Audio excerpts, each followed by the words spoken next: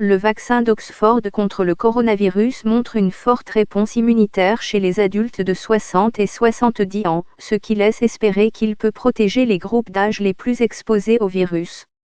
Les chercheurs affirment que les résultats de la phase 2 du Lancet, basés sur 560 volontaires adultes en bonne santé, sont encourageants. Ils vérifient également si le vaccin empêche les gens de développer la Covid-19 dans le cadre d'essais de phase 3 de plus grande envergure. Les premiers résultats de cette étape cruciale sont attendus dans les semaines à venir. 3 vaccins Pfizer-BioNTech, Sputnik et Moderna ont déjà fait état de bonnes données préliminaires issues des essais de la phase 3, dont l'un suggère que 94% des personnes âgées de plus de 65 ans pourraient être protégées contre la Covid-19. Les données d'Oxford proviennent d'une phase antérieure, qui teste la sécurité du vaccin et la réaction de l'organisme à celui-ci, mais à long terme, il est probable que ce vaccin soit plus facile à déployer car il n'a pas besoin d'être stocké à des températures très froides. Le gouvernement britannique a commandé plus de doses du vaccin Oxford, fabriqué par AstraZeneca, que de tout autre vaccin, 100 millions de doses contre 40 millions de doses du vaccin Pfizer-BioNTech et 5 millions du vaccin Moderna. Quant à savoir si le vaccin protège les gens contre la Covid-19, il a affirmé qu'il n'en était pas encore là mais que les données seraient probablement publiées avant Noël.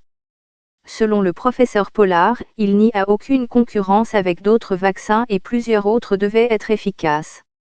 Nous aurons besoin de tous ces vaccins pour protéger les gens dans le monde entier, ajoute-t-il. Le défi du développement d'un vaccin contre la Covid-19 est d'amener l'organisme à se défendre contre le virus, quel que soit l'âge de la personne.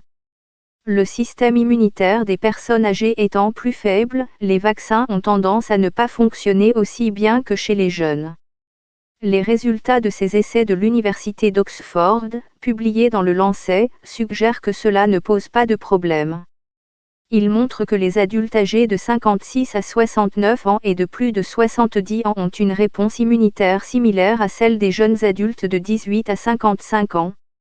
Le Dr Mahi Ramazami, un enquêteur de l'Oxford Vaccine Group, explique que la prochaine étape sera de voir si cela se traduit par une protection contre la maladie elle-même. 2 semaines après la deuxième dose, plus de 99% des participants avaient des réponses d'anticorps neutralisants. Il s'agissait de personnes de tous âges. La réponse des cellules T, une autre mesure de la qualité de la réponse du système immunitaire, atteint un pic 2 semaines après la première dose du vaccin, quel que soit l'âge. Les réponses robustes des anticorps et des cellules T observées chez les personnes âgées dans notre étude sont encourageantes, conclut le Dr Ramazami.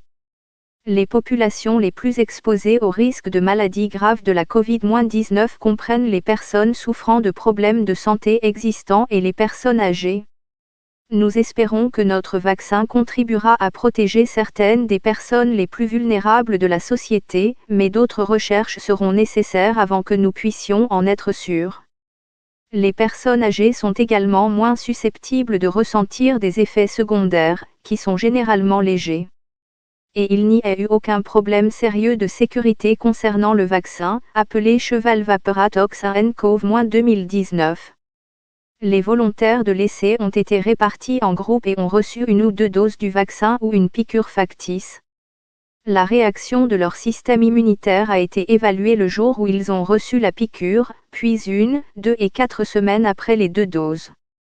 Le vaccin d'Oxford est fabriqué à partir d'une version affaiblie d'un virus du rhume, connu sous le nom d'adénovirus, provenant de chimpanzés, qui a été modifié pour ne pas se développer chez l'homme. Les travaux sur le vaccin ont commencé en janvier et il a été mis au point en moins de 3 mois. Les premiers essais sur l'homme, les premiers en Europe, ont débuté en avril à Oxford. La 3e phase d'essai du vaccin, qui vise à déterminer son efficacité à protéger les gens contre la Covid-19, a débuté fin août et se poursuit toujours. Lorsque les données issues de cette phase seront envoyées aux autorités de réglementation, examinées et approuvées, le vaccin pourra être utilisé dans le monde entier. Le vaccin d'Oxford devrait être plus facile à fabriquer à l'échelle mondiale que celui de Pfizer et de Moderna, et l'université s'est engagée à mettre des centaines de millions de doses à la disposition des pays en développement. La commande importante de ce vaccin par le Royaume-Uni signifie que s'il est approuvé avant Noël et devient disponible au début de l'année prochaine, cela ferait une différence majeure dans la rapidité avec laquelle les vaccins Covid pourraient être administrés aux personnes des groupes prioritaires. L'annonce de ce vaccin intervient au beau milieu d'un débat au Royaume-Uni sur la question de savoir si les gens pourront voir leur famille pendant la période de Noël. Nous sommes sur le point de pouvoir protéger ces personnes âgées, que nous aimons, par la vaccination, a-t-il déclaré à l'émission Today de Radio 4. Il serait tragique de gâcher cette opportunité en essayant de revenir à la normale pendant les vacances.